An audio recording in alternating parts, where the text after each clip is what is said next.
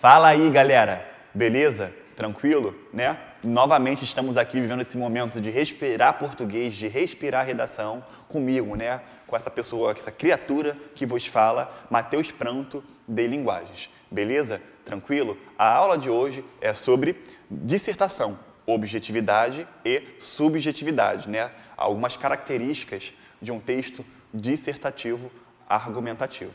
Tranquilo? Show de bola? Vamos lá, vem comigo.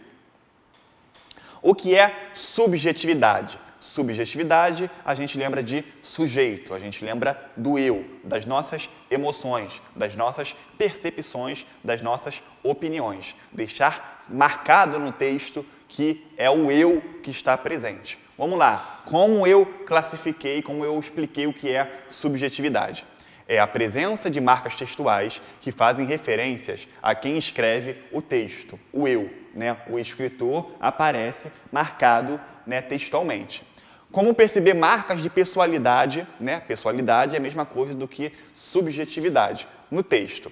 Uso da primeira pessoa do singular. Uso de pronomes que se referem à primeira pessoa do singular, meu, minha.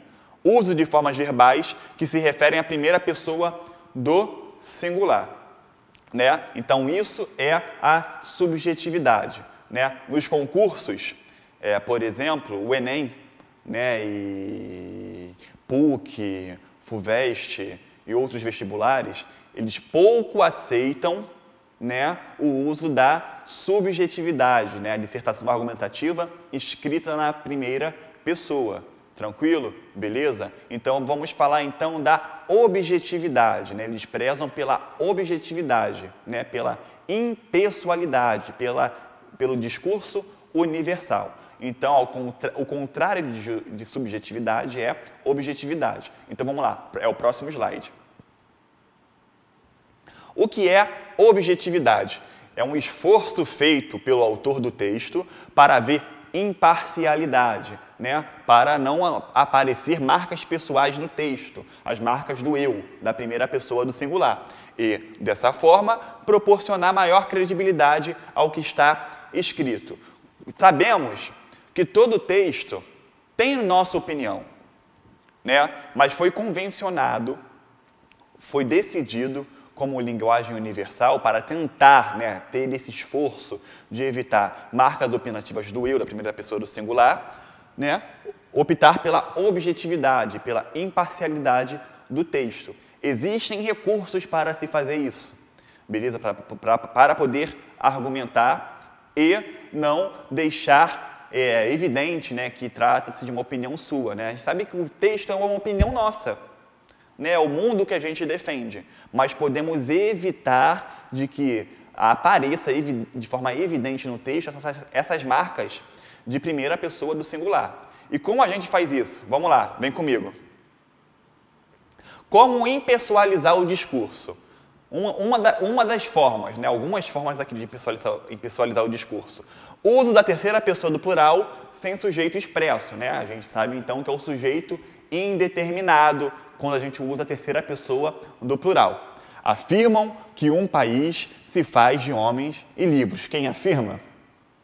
Não sei, você jogou a responsabilidade para o outro, né? Se eximiu dessa opinião. B.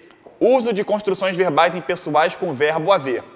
Há pessoas que lutam por um país capaz de valorizar a educação, né? O verbo haver aqui. Nesse caso, né, ele te proporciona uma oração sem sujeito ou um sujeito inexistente, beleza? Como a gente aprendeu lá nas classificações de sujeito, né, que sujeito é função sintática, lembre-se disso. C. Uso de formas verbais intransitivas ou transitivas indiretas referentes à terceira pessoa do singular, mais partícula si, como índice de indeterminação do sujeito, impessoalização. Chamamos de voz passiva sintética, enquanto construção sintática. Vive-se num país que constantemente desvaloriza a educação, né? Um verbo, né, referência à terceira pessoa do singular, mas um ser como partícula de indeterminação do sujeito. Essa é uma forma de indeterminar o sujeito na sua redação. Tranquilo? Vamos lá. Próximo. Uso da voz passiva analítica. Verbo auxiliar de ligação, mais verbo principal. Forma nominal do verbo no particípio, né? Que termina com do, com da. A crise na educação brasileira é discutida pelos governantes. Né? Se eu botar na voz ativa, fica os governantes discutem a crise na educação brasileira. Né? Pelos governantes é o agente da passiva, não é isso? Né? A crise na educação brasileira é discutida pelos governantes. Verbo auxiliar de ligação mais verbo principal no particípio e o agente da passiva. Sujeito, verbo auxiliar mais verbo principal no particípio mais agente da passiva. É a voz passiva analítica. Beleza? Tranquilo? Próxima forma de impessoalizar o discurso. Uso de pronomes indefinidos ou de construções com referentes. Vamos lá. Alguns afirmam que um país se faz de homens e livros, né? Alguns. Né? O pronome indefinido no lugar de sujeito ali. Né? Alguns é um pronome indefinido no lugar de sujeito. Que alguns são esses? Né? Você indefine, né? Esse sujeito.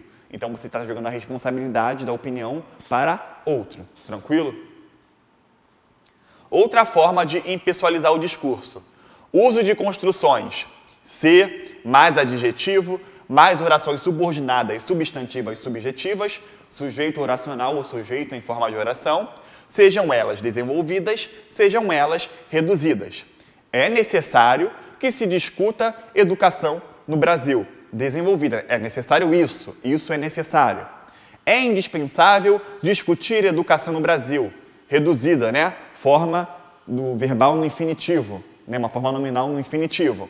É indispensável isso. Isso é indispensável. Então, é uma forma de impessoalizar o discurso com um sujeito oracional. Beleza? Tranquilo?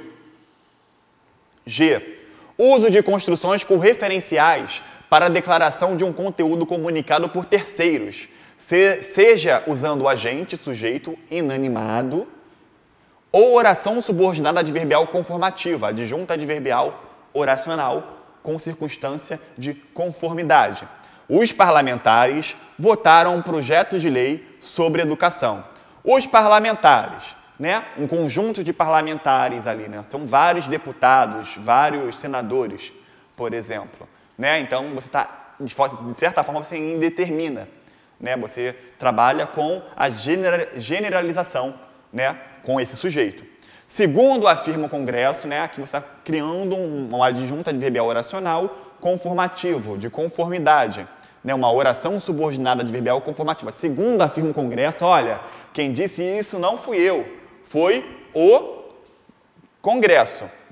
Beleza? Você está jogando a responsabilidade para outro. Tranquilo? Uma linha aqui, um contínuo, né? Para a gente poder entender, né, o discurso mais pessoal e menos pessoal. Né? Mais pessoal, uso de formas verbais e de pronomes que se referem à primeira pessoa do singular. O eu, né? É a subjetividade aqui.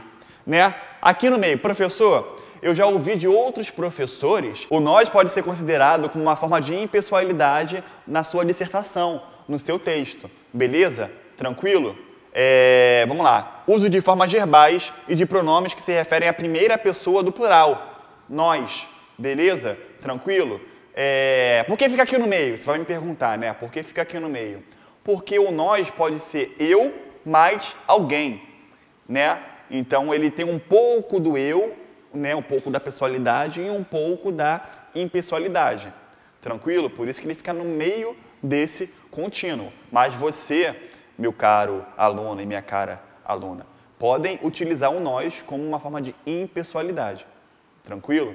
Show? Não fiquem apavorados quanto a isso, porque eu não botei lá nos slides anteriores. Mas foi justamente para chegar nesse momento aqui e explicar. Beleza? Tranquilo? Vamos lá. Vem comigo. O menos pessoal, né? Ou mais impessoal. Menos pessoal, mais impessoal. Uso de formas verbais e de pronomes que transferem a responsabilidade do que está sendo dito a terceiros. Ou seja, aquelas formas todas que eu mostrei sobre impessoalidade, né, são as mais impessoais. Tranquilo? Beleza? Então, galera, espero que vocês tenham gostado sobre essa aula sobre pessoalidade e impessoalidade e entendido como colocar isso no seu texto, na sua redação. Show de bola? Tranquilo? Tamo junto. Valeu!